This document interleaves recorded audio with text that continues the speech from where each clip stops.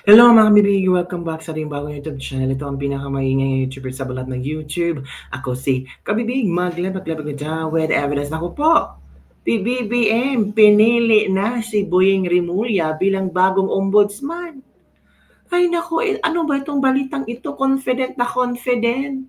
Si Boyeng Rimulya na kahit hindi siya mapasama sa shortlist, siya ang pipiliin ni BBM. Sa bagong news na pag-uusapan natin ngayon, i-share ko sa inyo mga kabibig, talagang overconfident itong si Boyeng Rimulya. Baka pinangakuan siya ni Bongbong Marcos. O ito Boyeng Rimulya, President can choose next ombudsman outside JBC shortlist. Oh, yan kabibig ang sabi ni Boyeng Rimulya.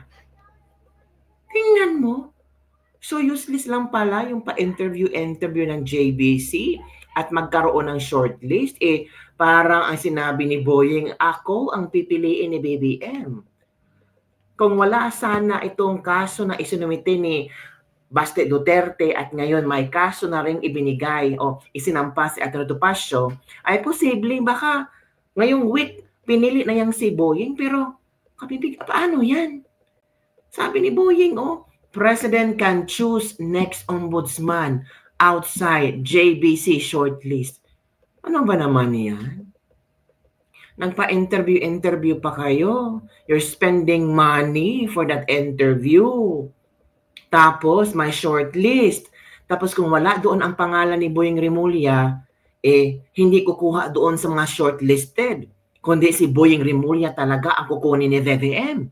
Nako, nagpapahiwatig talaga ito si Boyeng Rimulya na siya na ang susunod na ombudsman. Bakit nasabi ito ni Boyeng Rimulya?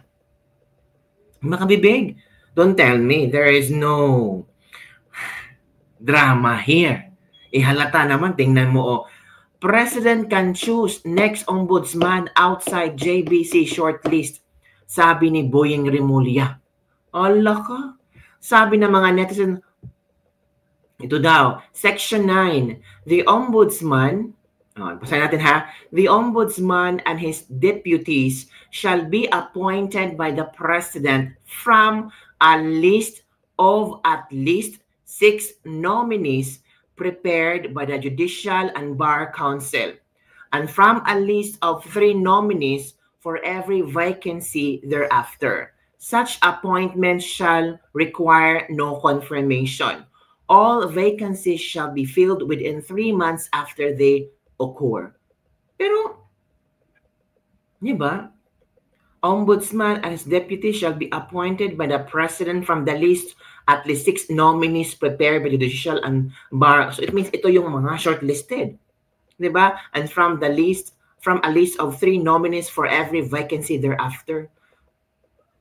So dapat ito i-follow mga kabibig. So bakit sinabi ni Boyeng Rimulya bakit sinabi ni Boyeng Rimulya na ang presidente daw ay pipili ng next ombudsman kahit wala sa GBC shortlist?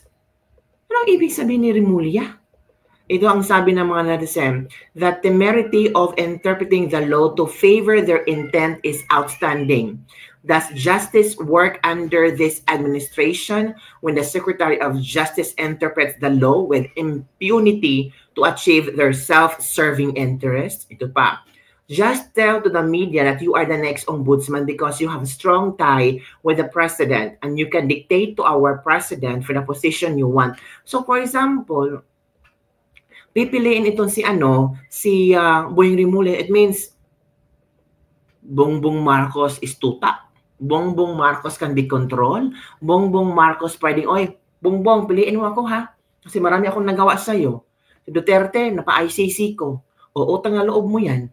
So, in exchange sa ginawa kay Duterte, gawin mo akong ombudsman. Posible kayong kabibig. Diba? Sabi ni Roder Revilla, under Article 11, Section 9 of the 1987 Constitution, the President is bound to appoint the Ombudsman only from the JBC's list of nominees. While the President may request the JBC to submit more names before finalization, once the shortlist is complete, presidential discretion is confined within that list. So paano yan?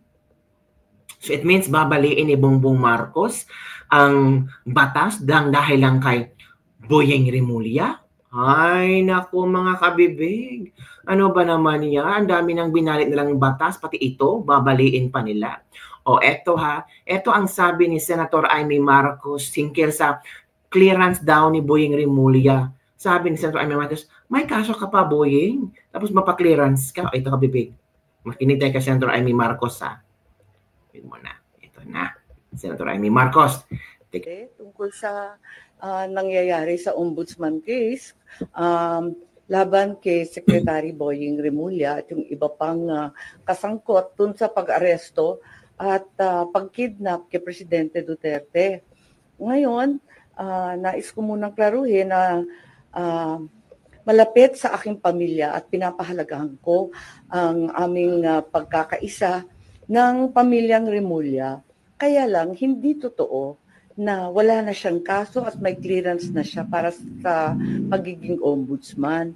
May kaso pa rin si Secretary Boyeng dahil nag-file ako ng motion for recon of the joint resolution of the Office of the Ombudsman na nagbabasura sa mga kaso laban sa Secretary at sa iba pa. 7 sila. Ayon sa rules ng mismong ombudsman, maaring magsampa ng motion para sa rekonsiderasyon sa loob ng 5 araw mula nang matanggap ang abiso ng desisyon. Klaro naman at ipapakita ko sa inyo na walang 5 araw na binigay sa akin. Inihain ko ang aking motion sa mismong araw na inilabas ang desisyon, umaga, hapon. Malinaw na naisampa ko sa tamang oras. Sa makatwid, may nakabinbin pa rin kaso si Secretary Boyeng sa ombudsman.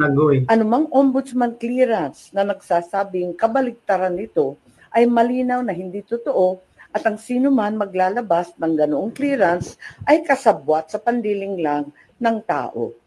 Inihain ko rin, part 2 na to, ang aking motion, urgent motion to inhibit laban kay OIC Ombudsman Vargas at sa mga miyembro ng panel of investigators. Dapat lang protektahan naman nila ang imahen at manatili ang dangal ng ombudsman na Correct. Sa pamamagitan ng pag-urong ni OIC Vargas kasama ng buong panel of investigators. Mahiya naman sila. Mahiya naman silang lahat. Correct. Nais ko rin banggitin ang narito din, eto naman, yung final ni Mayor, Vice Mayor Baste Duterte sa OIC Mindanao na siyang natanggap na at narehistro na sa Ombudsman Manila. Agoy. Nagpapasalamat ako at may isa pang kaso. Matagal ko nang hinihintay. Buti, ginalaw na kaagad. Akala ko mag-isa ako tumatagay. Kay OIC OMB Vargas, OIC na rin ang taumbayan ang nangyayari.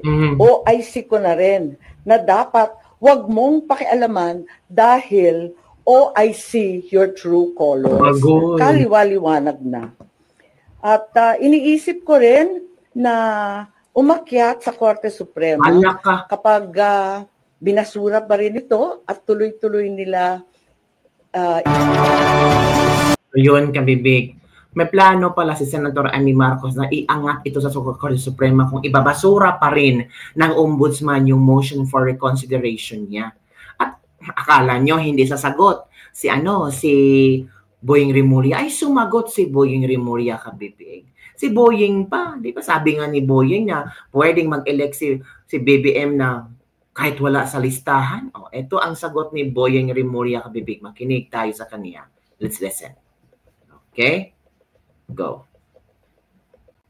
Ito na. Okay. To shoot down my candidacy as ombudsman. So will it? It's really an organized effort for them to shoot down my candidacy as ombudsman. So will it shoot down, sir? May effect? No, I think that we can still prevail. Sir, unahin na natin po muna, sir, yung sa ombudsman, sir. Nag-file po this morning ang kampo ni acting Davao Mayor Sebastian Duterte ng kidnapping, arbitrary detention and other cases against you sa Ombudsman. And iba ba po natin kasama dun po sa pag-enforce ng arrest warrant kay dating Pangulong Duterte? Your reaction to this po? Ano yun, pending na nga yun sa Supreme Court sa certiorari case na final nila. So, it's really forum shopping. And it's meant to actually to try to shoot down my aspiration to be the ombudsman of this country. Sir, what do you make of the timing? Kasi they could Ganun talaga yan. They're really timing it in that way that will make it impossible they want to make it impossible for the JBC to get the requirements that they have to submit. And ganun talaga yan. It's really an organized effort for them to shoot down my candidacy as ombudsman. So will it shoot down, sir? May effect? No, I think that we can still prevail.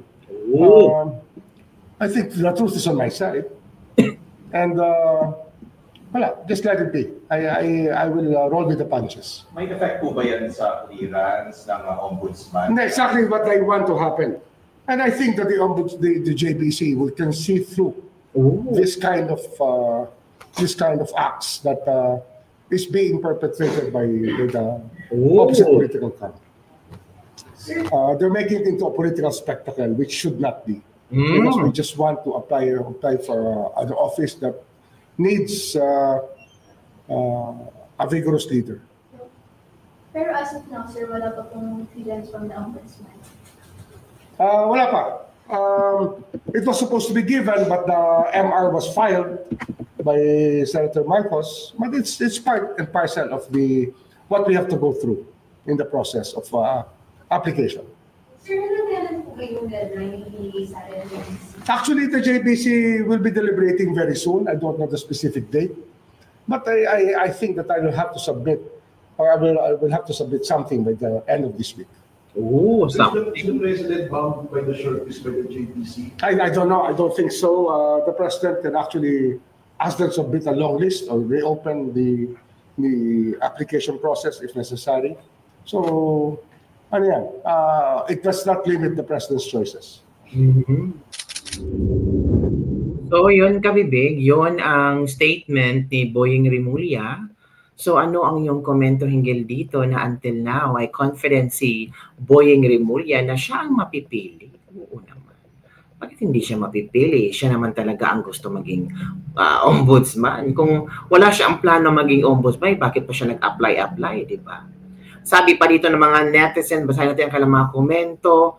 When people focus only on their own interests, they make themselves irrelevant. From Nestor Ibanez. Martial law, kung ganun lang naman, ba't pa may selection process and JBC, kung ang presidente lang naman ang pipili ng mga ombudsman na kahit di kwalifikado at daming baggage. Ito pa. In short, Rimulya will be appointed by BBM as next ombudsman. You can say it direct, paligoy-ligoy ka pa. Matindi talaga itong may sariling batas, binabaliktad yung utos ng Supreme Court. Ang linaw naman ng ng spokesperson ng Supreme Court from Jesse Estanislao. May sariling batas, may sariling mundo. Nako. Secretary Rimulya is the best candidate for the position of ombudsman from Arnel Parafena. His achievement will be measured by a number of cases he will file against the opposition. However, convictions remains to be, as he is not a Campanilla lawyer, rely on political capital in lieu of legal and prosecutorial expertise. He does not belong to the likes of the former justice of the Supreme Court who occupied the position, from Arnel Parafena. Pag yan ginawa niya, wala talagang patutunguhan ang Pilipinas sa inyong ganid at sakim. Yun mga kabibiga, yun ang mga komento ng ating mga netizens. So ikaw, ano ang iyong komento? Sa statement ni Boying Rimulya, it means ba na sure na si Boying Rimulya ang magiging bagong ombudsman? Naku po. Yung iba parang kinakabahan na ngayon. Yung iba naman sabi daw dito ni Boying, ayon kay Rimulya, the president can actually ask them to submit a long list or reopen the application process if necessary. So ano yan?